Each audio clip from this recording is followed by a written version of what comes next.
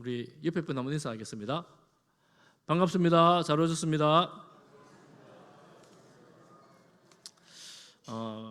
여러분, 아름다운 5월 첫 주일입니다. 옆에 분에게 이렇게 축복하겠습니다. 아름다우십니다. 네, 멀뚱멀뚱 보지만 마시고. 우리 경상도 분들 이런 말 하면 엄청 어색하죠. 한 번만 더 하겠습니다. 반대편에 보시고 아름다우십니다. 여러분, 언제 이런 말 하겠습니까? 오늘 제가 시킬 때 하세요. 덜 어색하잖아요. 여러분의 삶에 이 아름다움이 충만하기를 축복합니다.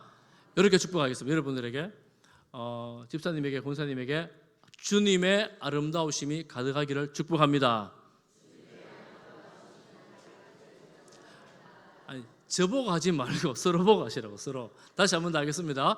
주님의 아름다우심이 가득하기를 축복합니다. 끝까지 밑에만 보고 계시는 분 계신데, 여러분 이렇게 할 때 한번 해보시는 거예요. 그리고 가족끼리 만나면 아유 곱다, 고우십니다, 이렇게 축복하는 5월 되면 참 좋겠습니다. 우리가 다윗 이야기를 지금 계속 보고 있습니다. 지난 주까지 사무엘하 10장까지는 정말 아름다운 다윗, 하나님의 손에 쓰임 받는 다윗, 하나님 나라의 모델을 보여주는 다윗 왕의 모습을 봐왔습니다. 그런데 11장부터 이 아름다움이 끝이 나고 하강곡선으로 내려가면서 추해지는 다윗의 모습을 우리가 봅니다. 다윗은 어린 시절에 유명세를 타기 시작했습니다. 여러분, 다윗이 어린 때에 가장 유명하게 됐던 전투가 하나 있죠. 누구를 넘어뜨렸습니까? 아이고, 너무 잘하시네. 주일학교를 잘 다니셨네요. 골리앗을 물맷돌 하나로 넘어뜨리면서 영웅이 되었습니다. 어릴 때 영웅이 돼서 사울의 집에 다니면서 왕가에 있다가 쫓겨다니는 고생을 평생을 하다가 통일 이스라엘 왕국의 왕이 됩니다. 그 이후에 승승장구하는 인생을 살다가 다윗을 내리막길 걷게 하는 사건이 있습니다. 오늘 이 사건인데, 어린 아이들이 골리앗을 잘한다면 작년의 성도들이 잘 아는 다윗에게 치명적인 오점을 남긴 여인이 누구입니까? 잘 모르시네요, 이름을. 우리아의 아내 바세바. 우리아의 아내 바세바가 치명적인 오점을 남기게 한 것이 아니라 다윗이 시험에 들게 된 것이지요. 오늘 그 여인에 대해서 한번 보려고 합니다. 어느 날 해가 저갈 무렵에 왕궁 옥상을 거니는 다윗. 다윗 눈에 어떤 여인이 목욕을 하고 있습니다. 너무 아름답습니다. 다윗은 당장 사람을 보내서 그 여인이 누구인지를 알아보라 합니다. 알아보니까 남편이 있는 여인이었고 또 이스라엘의 장군이었습니다. 그런데 멈추지 않고 또 사람을 보내서 이 여인을 데려오라고 말하고 그 밤에 그 여인과 동침을 합니다. 얼마 지나지 않아서 이 여인에게서 기별이 옵니다. 임신하였습니다. 머리가 좀 복잡해지잖아요. 머리가 복잡해지는데 머리가 좋은 비상한 다윗은 금방 해결책을 생각해냅니다. 전쟁터에 사람을 보내서 그의 남편을 불러오게 하였습니다. 다윗은 요압 대장에게 사람을 보냅니다. 우리아를 나에게 보내라 증가를 하죠. 요압 장군은 다윗 왕의 명령을 받아서 이 우리아를 다윗 왕에게로 보냅니다. 왕 앞에 쓴 우리아에게 묻습니다. 전황이 어떠고 또 요압은 잘 있는지, 군사들은 어떤지 여러 가지로 묻습니다. 그리고 말합니다. 너는 너의 집에 내려가서 좀 쉬어라. 특별한 작전이나 전략이나 이런 것들을 알리는 것이 아니었습니다. 그저 그런 내용이었습니다. 좀 쉬어라. 그리고 그가 왕궁을 나갈 때에, 왕 앞에서 물러갈 때에 왕의 음식을 잔뜩 내어 보내줍니다. 그런데 우리아는 궁궐을 나서지 않고 궁궐 앞에 있는 군사들과 함께 있다가 그날 저녁에 그곳에서 다른 군사들과 함께 잠을 잤습니다. 이 소식이 다윗에게 들렸습니다. 다윗의 계획이 실패한 겁니다. 우리아를 부릅니다. 어찌 집에 내려가지 않았느냐. 우리아 충성스러운 군장 우리아는 이렇게 말하죠. 11절 너무나 충성스러운 장군입니다. 11절을 보십시오. 우리 같이 한번 볼까요? 시작. 우리아가 다윗에게 아뢰되 언약궤와 이스라엘과 유다가 야영 중에 있고 내 주 요압과 내 왕의 부하들이 바깥 들에 진치고 있거늘 내가 어찌 내 집으로 가서 먹고 마시고 내 처와 같이 자리이까? 내가 이 일을 행하지 아니하기로 왕의 살아계심과 왕의 혼의 살아계심을 두고 맹세하나이다 하니라. 우리아는 왕이 무슨 시험을 한다고 생각했을까요? 맹세하면서 내 집에 내려가지 않겠다고 말합니다. 우리아의 집은 왕궁 바로 옆에 있었습니다. 그럼에도 불구하고 가지 않겠다라고 맹세를 합니다. 그래서 그날 다음 날도 예루살렘에 머물고 그 다음 날 다윗은 우리아를 불러 진수성찬을 차려놓습니다. 그리고 특별히 우리아에게 도수 높은 술을 잔뜩 먹입니다. 술에 취합니다. 그리고 밖으로 내보냅니다. 취중에도 우리아는 집으로 내려가지를 않습니다. 바로 왕궁 앞에 있는 집으로 가지를 않습니다. 이 임신한 아이가 우리아 너의 아이라고 오기를 참이었는데 다윗의 계획이 실패로 돌아갑니다. 그러면 이쯤 실패하고 나면 뭔가 정신을 좀 차려야 될 텐데 다윗은 멈추지를 않습니다. 다음 날 전장으로 복교해야 할 우리아 왕의 편지를 그의 손에 쥐어주고 그를 보냅니다. 편지의 내용이 이런 겁니다. 요압 장군에게 우리아를 가장 맹렬한 적군이 가장 강한 그곳에 보내라. 그리고 전쟁이 한참 진행될 무렵에 다른 군사들은 뒤로 빼내라. 무엇입니까? 우리아를 전사시켜라. 전사입니까? 살인입니까? 이 임무를 그에게 우리아의 손에 편지에 써서 보냅니다. 우리아는 사무엘하 23장 39절에 보면 다윗에게 37명의 용맹한 장수 중에 명단에 들어 있습니다. 다윗에게는 충성스러운 그리고 요압에게는 꼭 필요한 장군이었습니다. 왕의 눈빛만 봐도 마음을 아는 요압 대장은 이 서신의 의미를 모를 리가 없었습니다. 그래서 왕의 말대로 가장 강력한 적들이 있는 그 성문 아래에 군사 몇 명과 함께 보냈고 그리고 그 성문에서 내려오는 그 적군에 의해 우리아는 죽게 되었습니다. 왕은 왕궁에 있으면서 예루살렘에 있으면서 이런 소식들을 시시각각으로 듣고 있습니다. 또 요압은 이 전령을 궁에 있는 왕에게 보내어 보고를 합니다. 이런 전쟁이 있었고 또 이런 작전을 사용했다. 그리고 전령에게 막 긴히 말합니다. 마지막에 꼭 우리아가 죽었다고 말해라. 보고해라. 그래서 이 전령은 이 요압의 명을 받고 다윗 왕 앞에 서서 말합니다. 이렇게 전쟁을 했고 이렇게 해서 군사들이 몇 명이 죽었습니다. 그리고 마지막에 말합니다. 우리아도 죽었습니다. 그러니 다윗은 그 말을 들으면서 전쟁 중에 칼이 누구를 피해가겠는가? 어떻게 하겠느냐? 수고했다. 두려워하지 말라. 그러면서 요압을 경외하고 전령을 경외하고 이제 꼭 승리해라. 성을 함락시켜라. 이러면서 그를 보냈습니다. 우리 아내가 남편의 그 전사 소식을 듣습니다. 그리고 울며 장례를 치릅니다. 장례를 마치고 27절에 보니까 다윗이 사람을 보내서 그를 왕궁에 데려옵니다. 그리고 그의 아내를 삼습니다. 그리고 그 아들을 낳았습니다. 그 결과가 무엇입니까? 마지막에 보니까 다윗이 행한 그 일이 여호와 보시기에 악하였더라. 다윗이 어떤 사람입니까? 다윗은 정말 겸손한 사람이었습니다. 시시때때로 하나님과 동행하며 하나님께 묻고 그 행보에 대해서 하나님과 함께 하지 않으면 인생 안 될 것처럼 살았던 사람이 기도했던 사람이 바로 다윗이었습니다.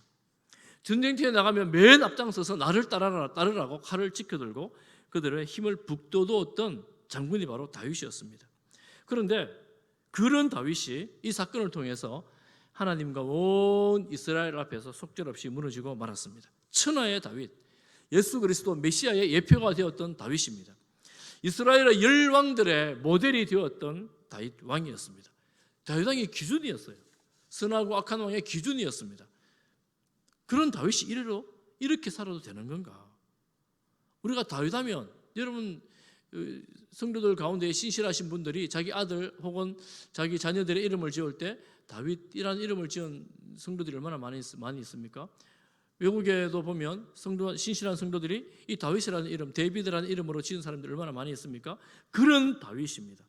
이 사실이 크게 다가오면 이름 지을 수 없죠.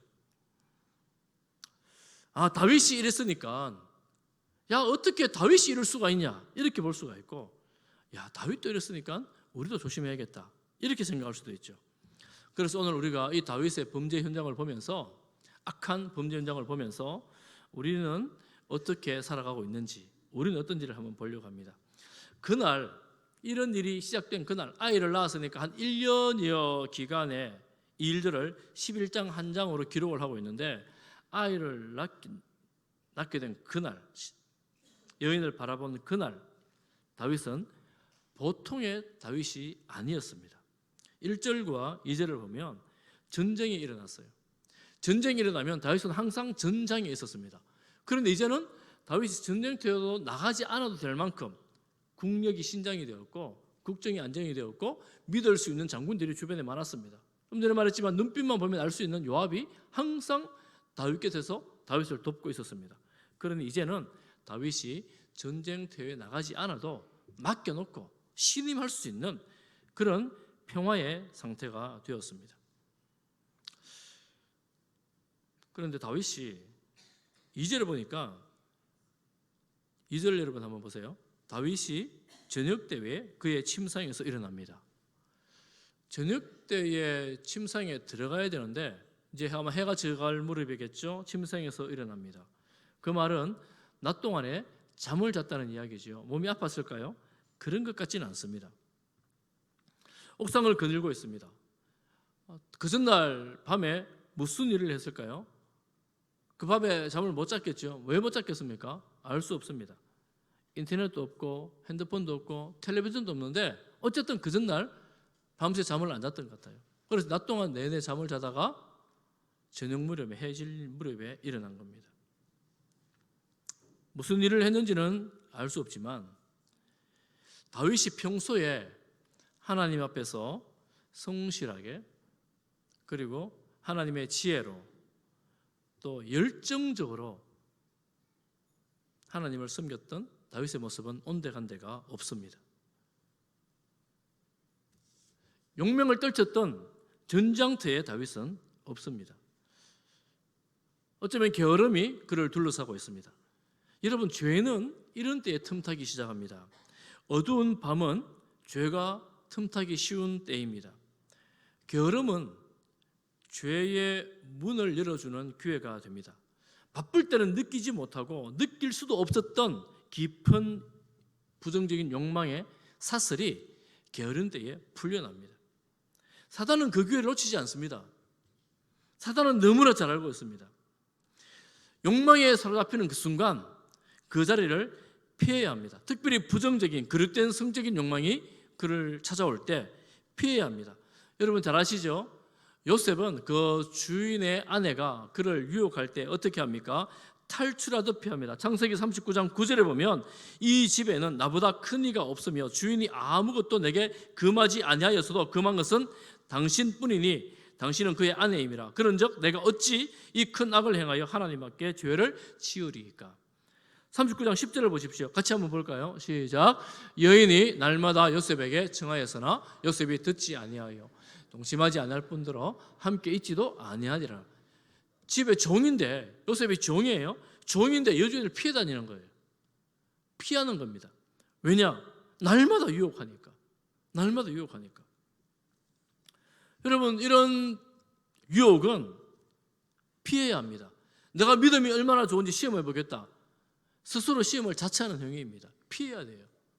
약한 시대입니다. 지금은 이런 유혹이 얼마나 많은 시대인지 모릅니다. 우리 눈과 우리의 마음과 우리의 생각을 유혹하는 것들이, 시험들이 얼마나 많은지 모릅니다. 사랑하는 성도 여러분, 이런 유혹의 자리에 가지 마시기를 바랍니다. 피하시기를 바랍니다. 만약에 다윗이 요셉처럼 그 집의 종이었다면, 왕이 아니었다면 과연 그렇게 할 수 있었겠습니까? 감히 군대 장군의 아내를 탐낼 수가 있었겠습니까? 불가능한 일이죠. 그런데 오늘 본문에 보면 계속해서 반복되는 단어가 하나가 나옵니다. 제가 오늘 이 설교를 하면서 특별히 그 단어를 강조했는데 여러분 눈치를 채셨는지 모르겠어요. 무슨 단어냐면, 아무도 눈치를 못 채셨네. 보내다라는 단어입니다. 보내다. 왕은 저 아름다운 여인이 목욕을 하고 있으니까 사람을 보내서 누구인지 알아봅니다. 사람을 보내서 데려옵니다. 그리고 요압에게 사람을 보냅니다. 우리아를 데려옵니다. 그리고 손에 이 죽이라는 편지를 써서 다시 요압에게로 보냅니다. 오늘 성경에 3절에 4절에 5절에 6절에 12절에 14절에 보낸다는 단어가 계속해서 반복되면서 왕의 권력이 무엇인지를 보여줍니다. 다윗은 당시에 세상의 모든 것을 휘두를 수 있는 권력자였습니다. 다윗의 말에 거절한다는 것은, 순종하지 않는다는 것은 왕을 거절하는 것이고 반역하는 것입니다. 그런 권한을 가진 어떤 사람이든지 어떤 곳으로든지 보낼 수 있는 권한을 가진 왕이었습니다. 누가 그의 말을 듣지 않겠습니까? 다윗은 자기 마음대로 세상을 향해서 보낼 수 있는 이 권력을, 남의 아내를 하나님이 금하신 그 죄악을, 악한 일을 행하는데 사용하고 있는 것입니다. 숨겨야 될 수치스럽고 부끄러운 죄악을 다른 사람을 보내서 드러내면서까지 감히 실행하고 있는 것입니다. 여러분, 무소불위의 권력은 죄로 물들기 십상입니다. 그리고 멈추기가 어렵습니다. 그래서 이 권력으로 임하는 죄는 자라갑니다. 사람들은 일반적으로 재물을 탐하죠. 그리고 명예를 탐합니다. 그리고 권력을 탐합니다. 그리고 성을 탐합니다. 이 권력을 가지게 되면 이 세상이 전부 다 나의 것이냐, 내게 굴복되는 것이냐, 헛새로 빠져들기도 하고, 또 어떤 경우에는 아무것도 가지지 않았는데, 권력도 재물도 아무것도 없는데 가진 것처럼 헛새를 떨기도 합니다. 이 헛새라는 것이 얼마나 위험한 것인지 모릅니다. 다윗은 그의 권력으로 인하여 욕망의 어두운 선을 넘어버린 것입니다. 그에 반해 또 한 가지 반복되는 단어가 오늘 읽었던 본문에 내려 있습니다. 내려간다는 말입니다. 그에 반해 우리아는 이 다윗의 계획에 속지 않고 그의 집으로 내려가지 않습니다. 내려가지 않았다고 계속해서 내려가지 않겠다고 반복을 합니다. 그토록 하나님의 사람으로 신실했던 다윗은 자기의 무한한 권력을 마음대로 사용하면서 죄의 길로 가는가 하면, 충성스러운 신하는 죄의 길에 빠져들지 않는 것입니다. 내려가지 않는 것입니다. 그런데 말씀드린 것처럼 이 악은 희한하게도 확장됩니다. 대장군이었지만 간사했던 요압은 다윗의 편지를 보는 순간 다윗의 의도를 알았고, 그 악한 뜻에 따라 신실하게 동조하며, 신실하다는 말은 어울리지 않죠. 간사하게 동조하며 순종합니다.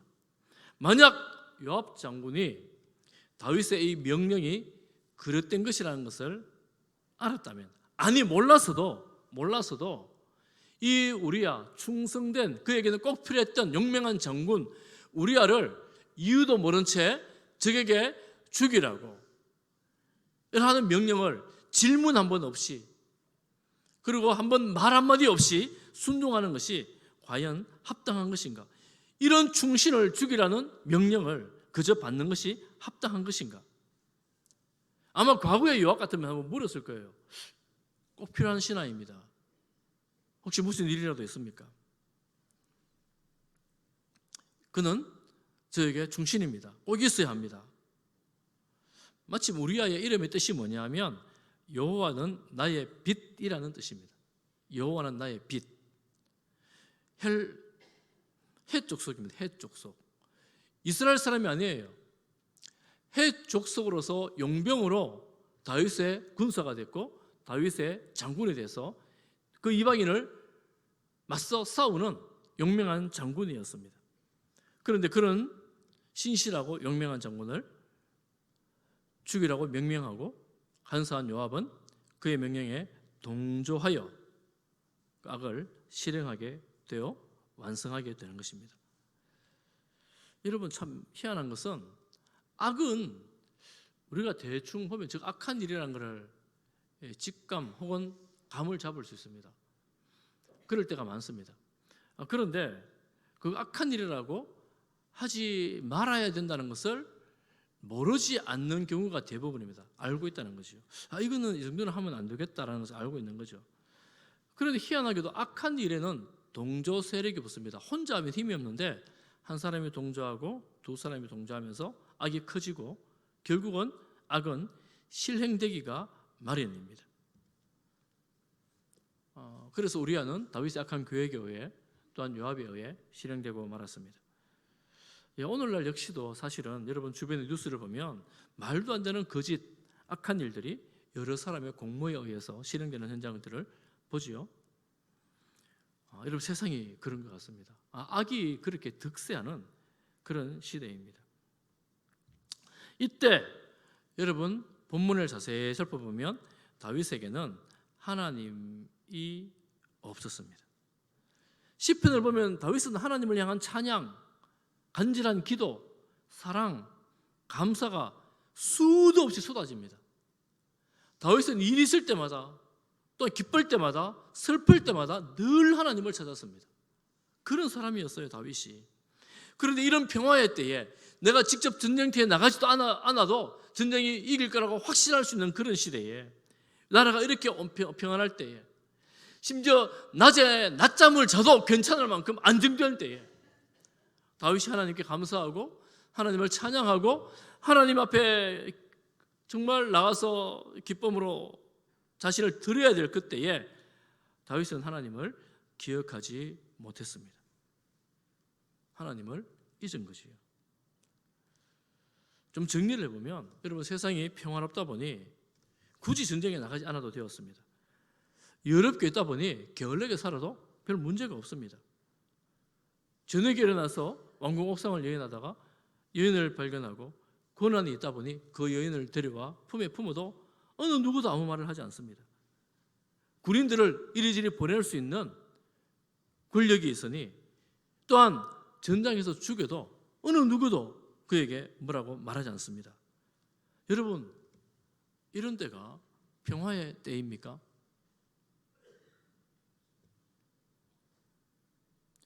우리는, 여러분들은 어떤 시대를 살고 있습니까? 뭐 나라 이런 거 뭐 논할 거 없이 여러분 가정과 여러분 직장과 우리의 삶과 이웃은 어떻습니까? 성도들이라면, 하나님을 조금만이라도 아는 성도들이라면 여러분, 조그만 어려움이 있어도 힘든 일이 있어도 또 곤란한 일이 있고 혼란한 일이 있을 때 꼭 하나님을 찾습니다. 하나님의 이름을 부르며 기도합니다. 하나님 어떻게 하죠? 하나님 도와주십시오. 하나님 살려주십시오. 늘 그렇게 합니다. 우리가 기독교 신앙은 원래 이런 거예요. 하나님을 의존하는 것입니다.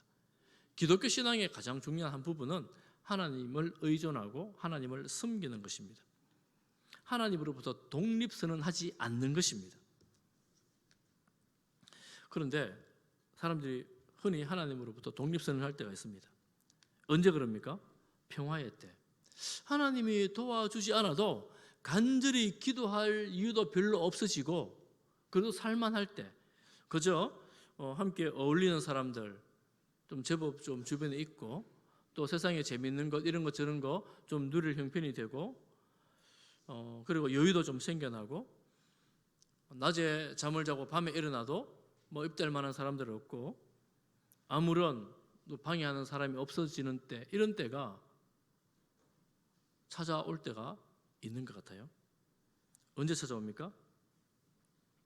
아버지의 유산을 물려받은 그 아들이 아버지로부터 멀리 떠나서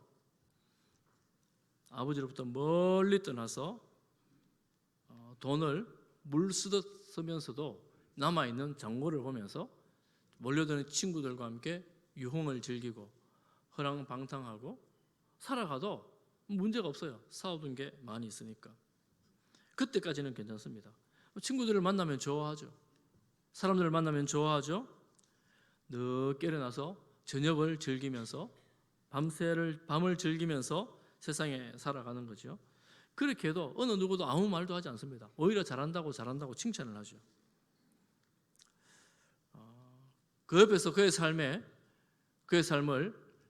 이렇게 개입할 만한 부모님도 그의 삶에 대해서 잔소리할 친구도 없습니다. 사람들은 그런 시대쯤 되면 야, 자유한다, 평화롭다, 기쁘다 이렇게 생각할까요? 그렇지만 그 길은 또 그런 생각이 낙이라고 생각한다면 심판을 재촉하는 길이고 멸망의 길에 있는 것입니다. 여러분, 그런 삶을 살다가 정신을 차릴 때가 있습니다. 언제일까요? 흉년이 들고 돈이 떨어지면서 친구들이 떠나갈 때입니다. 더 나아가서 굶어 죽을 지경에 이를 때에야 비로소 아버지 생각이 나요. 아버지 집은 지금은 굶지는 않는데 아버지 생각이 납니다. 여러분, 내일 학교에 가야 되는 아이가 혹은 여러분 직장에 가야 될 사람이 밤새 핸드폰 보고 뭐 영화 보고 뭐 이거 계속 그러고 있으면 이 보는 부모는 속이 타잖아요. 여러분, 그렇죠. 속이 타잖아요. 그러면 자라, 좀 잠을 자라. 내일 학교 가야지, 내일 또 일해야지 이렇게 말하면 뭐라고 말합니까? 예, 어머니 이렇게 말하면 얼마나 좋겠습니까? 내가 알아서 할 테니까 잔소리하지 말래요. 알아서 한대요. 그러면 더 심하게 말하면 또 뭔가 관계가 틀어질고 하니까 돌아서지만 마음이 아프죠. 여러분, 상관해야 될까요? 말아야 될까요? 부모님 여러분 어떻습니까? 우리 교회 보니까 그 잔소리 할 부모님은 다 이제 별로 안 계신 것 같아요. 다 이제 애들 너무 커버려가지고 잔소리의 시대는 지나갔죠. 여러분, 젊은 부모님은 어떻습니까? 그럼 아이들 잔소리 해야 돼요? 말아야 돼요? 누군가가 특히 부모님이 옆에서 이런저런 말로 그러면 안 돼, 이렇게 하는 게 좋겠어 이렇게 말할 때 혹시 여러분 그런 이야기를 들으시는 분이 계시다면 오늘 어린이 주일인데 여러분 다 어린이 시절 있었잖아요. 어린이 시절 여러분들 순종하시기를 바랍니다. 지금 어린이가 아무도 없는 모양이네. 왜냐하면 어느 순간이 지나면 나에게, 여러분에게 그토록 듣기 싫은 잔소리, 바른 소리 해줄 만한 분들이 사라집니다. 여러분, 그런 분 없는 분들 지금 많으시잖아요. 누가 여러분들에게 잔소리를 하겠습니까?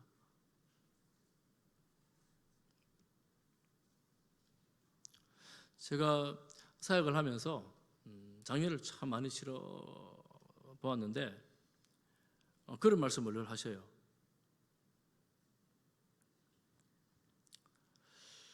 마음이 슬프고 힘든데 왜 그러냐 그러니까 부모님께 순종하지 않고 마음대로 살았던 것, 잘 못해드린 것들이 기억이 너무 많이 난대요. 슬퍼하고 비통히 여기는 거죠. 그렇지만 우리들의 대부분의 부모님들은 자녀들을 자랑스러워합니다. 다 기뻐하고 자랑스러워하고 자랑하지요. 사랑하는 성도 여러분, 우리가 이 땅에 살면서 분별할 수 있기를 바랍니다. 하나님의 음성이 우리 마음에 생각에 남아있는 그런 삶을 살아갈 수 있기를 간절히 바랍니다. 좀 위험한 때가 언제냐면 그때는 분별하면 돼요. 이게 하나님의 뜻이구나 이런 생각이 들 때가 있거든요. 내 마음 욕망이 있어도. 그런데 어느 순간 하나님의 뜻하고는 전혀 상관없이 하나님의 말씀이 들리지도 않고 또 기억나지도 않고 그리고 하나님이 왜 내 일에 간섭해야 돼? 나는 내 길을 갈 거야 라는 생각으로 살아갈 때가 있습니다. 여러분 그런 삶을 살지 않기를 바랍니다. 그래서 이렇게 생각할 수 있으면 좋겠어요. 이렇게 생각하십시오. 천하의 다윗도 그랬다면 우리가 다윗처럼 무슨 무소불위한 권력을 가진 것도 아니지만 오늘날 시대가 네 마음대로 살아도 괜찮아라고 말하는 시대이기 때문에 너 욕심대로 너 욕망대로 살아라고 말하는 시대이기 때문에 정신을 바짝 차리고 내가 누가 나에게 이런 말 저런 말 하지 않더라도 하나님 앞에서 살아갈 수 있기를 축복합니다. 여러분 사람들 별로 다르지 않습니다. 여러분 정치인들 뉴스를 한번 보십시오. 무명일 때 그는 정말 열심히 성실히 살면서 지역에서 이름이 내기 시작하고 지역에서 이름이 나다가 나중에 그 지방 전체에서 그리고 전국적으로 이름을 낼 만한 즈음에 과거 무명일 때 행했던 범죄 기록들이 기자들이 어떻게 하는지 기가 막히게 찾아가지고 이제 유명해지려고 하니까 빵빵 터뜨리잖아요. 특히 성적인 범죄들을 터뜨리잖아요. 여러분 다윗만 그럴까요? 오늘날 세상을 돌아보면 그로부터 자유로운 사람이 얼마나 있겠습니까? 그러니 정말 우리가 깨어서 주님을 바라봐야 합니다. 그때는 그 유명세, 눈물도 인생조차도 사라져버리는 그런 때가 됩니다. 그러니 우리가 자유로울 수 없는 인간이구나. 어떻게 하면 자유로울 수 있는가? 저를 따라해 보겠습니다. 하나님을 바라보라. 하나님을 가까이 하라. 십자가를 생각하라. 말씀을 묵상하라. 야고보서 4장 8절 말씀을 함께 보겠습니다. 야고보서 4장 8절입니다. 시작. 하나님을 가까이 하라. 그리하면 너희를 가까이 하시리라. 죄인들아 손을 깨끗이 하라. 두 마음을 품은 자들아 마음을 정결하게 하라. 사랑하는 성도 여러분, 하나님을 가까이 할 수 있기를 간절히 소망합니다. 사실은 여러분뿐만 아니라 저 역시 마찬가지입니다.